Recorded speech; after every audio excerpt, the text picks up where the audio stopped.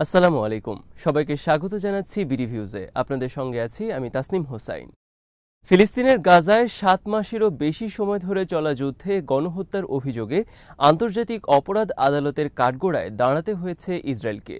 ইহুদি বর্ণবাদী এই দেশটির প্রধানমন্ত্রী বেনিয়ামিন নেতানিয়াহু সহ কয়েকজন রাজনৈতিক নেতা ও সামরিক কর্মকর্তা এবং একই সাথে কয়েকজন হামাস নেতাকে অভিযুক্ত করা হয়েছে।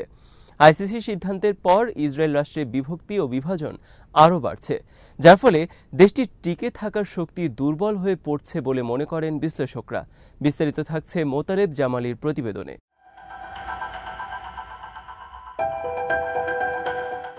আন্তর্জাতিক আদালত রাফা অভিযান বন্ধ করার আদেশ দেয় ইসরায়েলকে। যদিও এই আদেশ লঙ্ঘন করে ইসরায়েল রাফায় সামরিক অভিযান চালিয়ে যাচ্ছে। জাতিসংঘের সর্বোচ্চ আদালতের 15 বিচারকের একটি প্যানেল এই আদেশ দেন। এদিন আদালতের প্রধান বিচারপতি নওয়াব সালাম বলেন, রাফায় মানবিক পরিস্থিতির উন্নতি ঘটেনি, বরং আরও অবনতি ঘটেছে।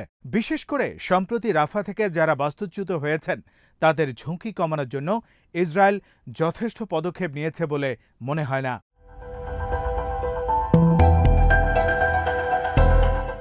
রাফা শহরে হামলা বন্ধে আইসিসির আদেশকে নৈতিকভাবে অগ্রহণযোগ্য বলে মন্তব্য করেছে দখলদার ইসরায়েল। সেই সঙ্গে এই রায়কে জঘন্য ও বিরক্তিকর বলেও মন্তব্য করেছে দেশটি।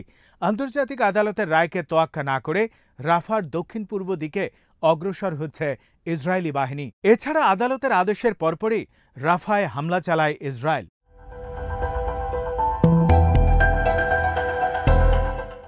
দখলদার বাহিনীর বিরুদ্ধে যে গণহত্যা চালানোর অভিযোগ করা হয়েছে তাও মিথ্যা বলে দাবি করেছে ইসরায়েল। অথচ গত বছরের 7 অক্টোবর থেকে ইসরায়েলি বাহিনীর অব্যাহত নির্বিচার হামলায় এ পর্যন্ত 35,857 ফিলিস্তিনি নিহত ও 80,000-এর বেশি আহত হয়েছেন। 80,293 জন। বাস্তুচ্যুত হয়েছেন কয়েক লাখ ফিলিস্তিনি।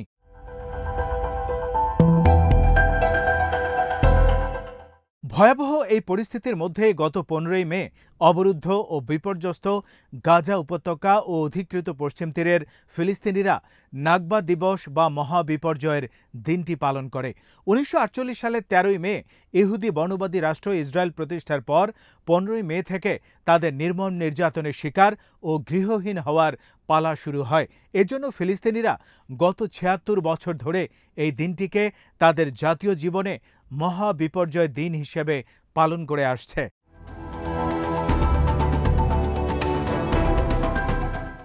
নাকবা দিবসে এবছর দিনটি গাজার ফিলিস্তিনিরা আরও ভয়াবহ পরিস্থিতির মধ্যে পালন করে।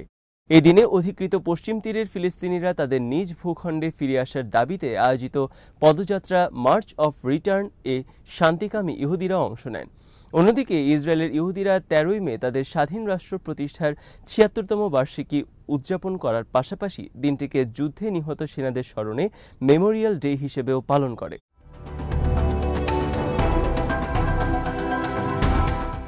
ইসরায়েলিরা তাদের স্বাধীনতার এদিনে নিহত সেনাদের জন্য প্রার্থনার আয়োজন করে। ইসরায়েল সরকার রাষ্ট্রীয়ভাবেই এই অনুষ্ঠানের আয়োজন করে থাকে। বিগত বছরগুলোতে এই দিনে ইসরায়েলের জনগণ তাদের জাতীয় ঐক্য ও সংহতির শক্তিশালী প্রকাশ ঘটাত অনুষ্ঠানে বিপুলভাবে স্বতঃস্ফূর্ত অংশগ্রহণের মাধ্যমে।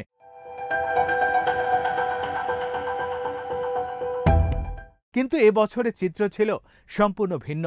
13 মে স্বাধীনতা দিবস ও একই সঙ্গে মেমোরিয়াল ডেতে আয়োজিত সরকারি অনুষ্ঠানে সেই জাতীয় ঐক্য ও সংহতি প্রকাশের ছিটেফোঁটা চিহ্নও ছিল না। অনুষ্ঠানে লোকজনের উপস্থিতি তেমন একটা ছিল না বললেই চলে। এর সবচেয়ে বড় কারণ হচ্ছে গাজায় হামাস সহ ফিলিস্তিনি প্রতিরোধ যোদ্ধাদের হাতে আটক জিম্মিদের ছাড়িয়ে আনতে কার্যকর যুদ্ধবিরতি চুক্তি করতে প্রধানমন্ত্রী নেতানিয়াহু সরকারের অনীহা।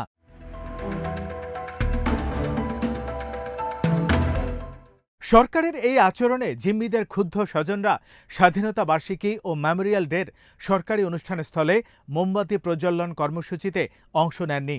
সরকার আয়োজিত অনুষ্ঠানের কিছু দূরে পৃথকভাবে অবস্থান নিয়ে আলাদা কর্মসূচি পালন করেন। তারা তাদের স্বজনদের মুক্ত করে আনতে ব্যর্থতার জন্য নেতানিয়াহু সরকারের কঠোর সমালোচনা করে বক্তব্য দেন।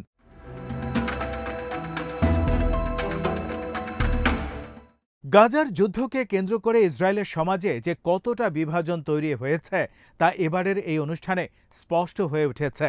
এক সময়ের ইসরায়েলের ঐক্যবদ্ধ সমাজ এখন গাজায় চলমান যুদ্ধ ও জিম্মি ইস্যুকে কেন্দ্র করে ছিন্ন ভিন্ন হয়ে গেছে। এবারের এই অনুষ্ঠানে তার প্রমাণ মেলে। ইসরায়েলের গণমাধ্যম চ্যানেল 12-এ প্রচারিত অনুষ্ঠানমালায় ইসরায়েলের বিভক্ত সমাজের এই চিত্র কেবল ইহুদি বর্ণবাদী দেশটিতে নয়, সারা বিশ্বের কাছেই তুলে ধরেছে।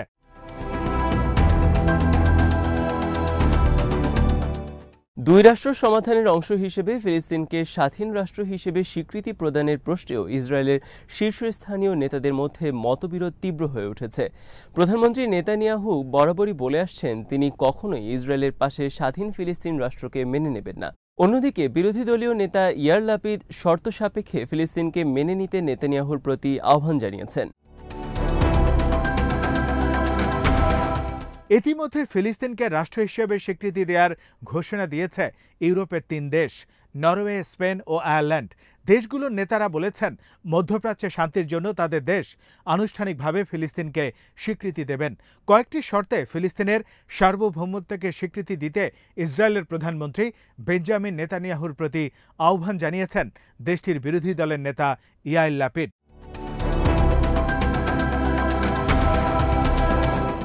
তিনি বলেন কিছু শর্ত ও নির্দিষ্ট গ্যারান্টির আওতায় ভবিষ্যৎ ফিলিস্তিন রাষ্ট্র মেনে নেবেন, সেটা নেতানিয়াহুর ঘোষণা করা উচিত, কিন্তু কট্টরপন্থী এ সরকারের আমলে তা হবে না। ইয়ার লাপিড বলেন এই সরকারের পতন ঘটিয়ে আমাদেরকে একটি কার্যকর সরকার গঠন করে এই পদক্ষেপ নিতে হবে, কিন্তু নেতানিয়াহু তার দেশের বিরোধী দলীয় নেতার এই অবস্থানকে সম্পূর্ণ অগ্রাহ্য করছেন।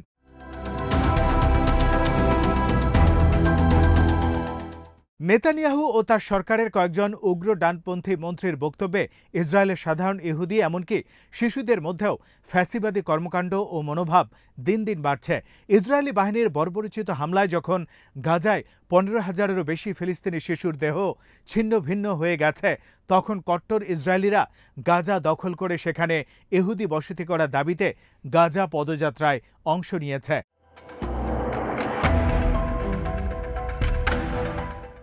গত 13 মে ইসরায়েলের 76তম স্বাধীনতা বার্ষিকীতে দেশটির সেদরত শহরে কয়েক হাজার ইহুদি এই গাজা মার্চ বা গাজা পদযাত্রায় অংশ নেয়। সেখানে যোগ দিয়েছিল কয়েকশো শিশুও।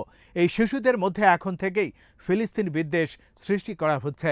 ইসরায়েলি বোমা ও ট্যাঙ্কের গোলার আঘাতে বিধ্বস্ত ফিলিস্তিনি ভবনগুলো থেকে ধোঁয়া ওঠার দৃশ্য দেখে সেদরতের মিছিলকারী ইহুদিরা আনন্দ উল্লাস করেছে, তাতে যোগ দিচ্ছে শিশুরাও।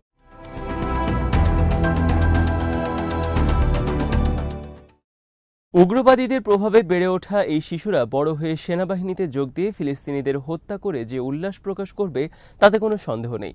এভাবে যে পুরো ইসরায়েলি জাতি একসময় ফ্যাসিবাদী চরিত্রের হয়ে উঠবে, তাদের মধ্যে ন্যূনতম মানবিক গুণাবলী থাকবে না, এমনটাই মনে করছেন বিশ্লেষকরা। বর্তমান প্রধানমন্ত্রী নেতানিয়াহুর কট্টরপন্থী সরকারের আমলে ইসরায়েলে কট্টর জাতীয়তাবাদ এবং ফিলিস্তিনিদের সাথে বৈষম্যের ধারাটি দিন দিন প্রবল হচ্ছে, বাড়ছে ফ্যাসিবাদী চেতনা।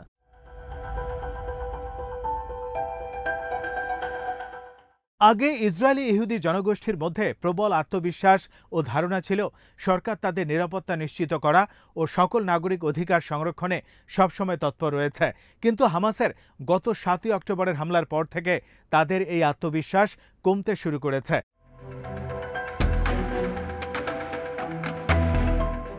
তারা দেখছে 7ই অক্টোবর ফিলিস্তিনি প্রতিরোধ যোদ্ধারা ইসরায়েল থেকে সেনা সদস্য সহ যাদের নিয়ে গাজায় আটকে রেখেছে তাদের কয়েকজনকে মুক্ত করা হলেও এখনও আটক শতাধিক জিম্মিকে পরিত্যাগ করেছে নেতানিয়াহুর সরকার। তাদের মুক্ত করার জন্য কোনো অস্ত্রবিরতি চুক্তি করা চেয়ে সরকারের ক্ষমতায় টিকে থাকতে উগ্র জাতীয়তাবাদী মন্ত্রীদের কথায় গুরুত্ব দিয়েই যুদ্ধকেই অগ্রাধিকার দিচ্ছেন নেতানিয়াহু।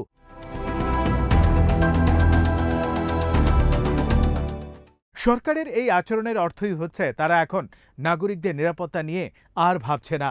নাগরিকদের প্রতি সরকারের যে দায়িত্ব ও কর্তব্য আছে তা আমলে নিচ্ছেন না নেতানিয়াহু।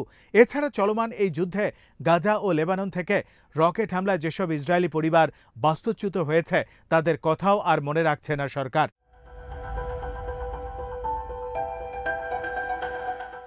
এই যুদ্ধে হামাসের বিরুদ্ধে সর্বাত্মক বিজয় অর্জন করাটাই নেতানিয়াহু সরকারের কাছে মুখ্য ও নাগরিক অধিকারের বিষয়টি গৌণ হয়ে পড়েছে।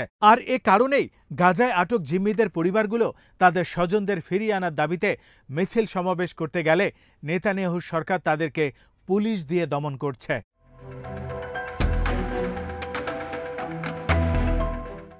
আজ এখানেই শেষ করছি। সবাই ভালো থাকুন, সুস্থ থাকুন আর দেখতে থাকুন বিডি ভিউজ। চ্যানেলটি ভালো লাগলে সাবস্ক্রাইব করুন। সংযুক্ত থাকুন আমাদের ফেসবুক পেজে। আল্লাহ হাফেজ।